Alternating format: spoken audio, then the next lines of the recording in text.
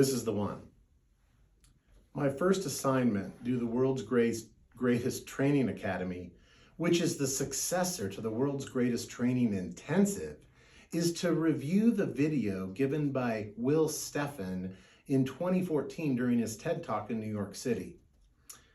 His topic was how to sound or come off smart during a TED Talk.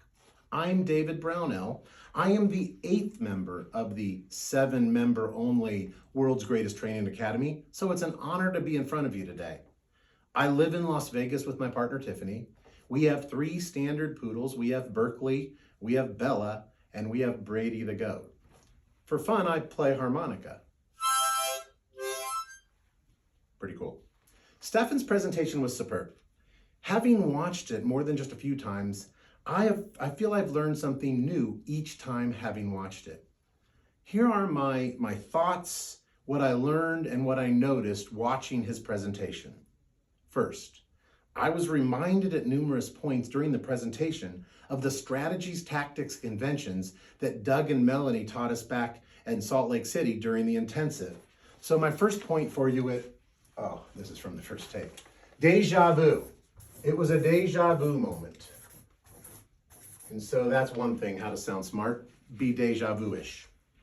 It made me feel a lot better having heard Steffen's comments now that I invested so much money with Do More programs.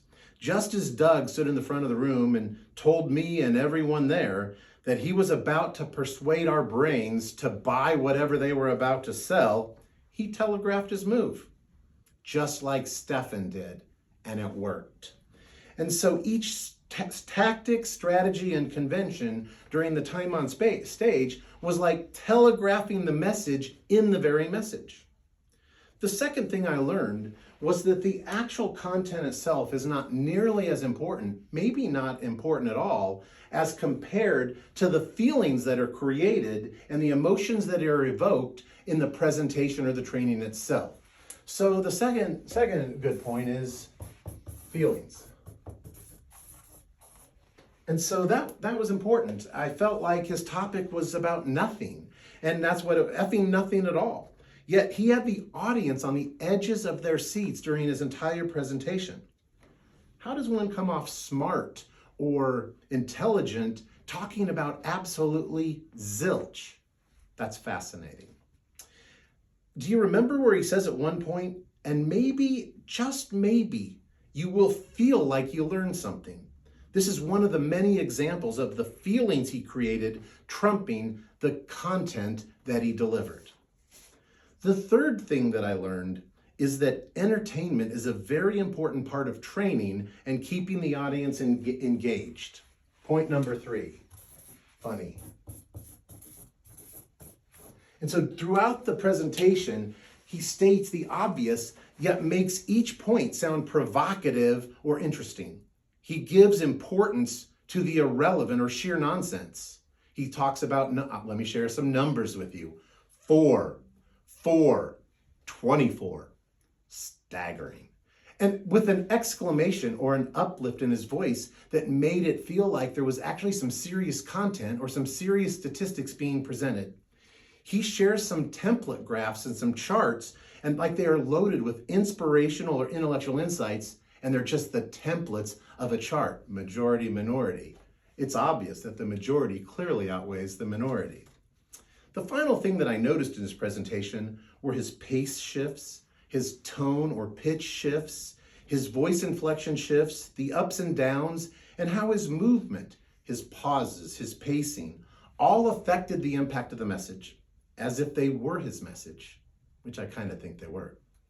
He has utilized the very conventions to train the audience about the very convention. I'm going to do this, first with my hands, then my left hand, then my right hand. Then I'm going to, with my glasses. In fact, these glasses, well, mine actually have lenses, but his were fake just to make him look smart. Another way to come off smart during a TED Talk.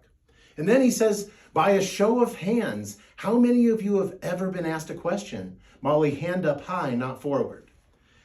And so that's the anecdote. He says, then I'm going to give you an anecdote to break the tension. maybe have you get a little bit endeared to me, and maybe I'll tell you something embarrassing so that you can connect with me.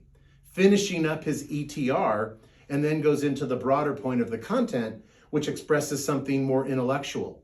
And that's where he gets into the graphs and the numbers and the pictures of the scientist and says, well, he's probably somebody important. I don't know who he is, but he looked good. Using many of the conventions that both good and poor speakers use on stage in an effort to try to capture or maintain the audience's attention. And then in the ideal conclusion to such a presentation, Will Steffens says, and now I'm going to stop.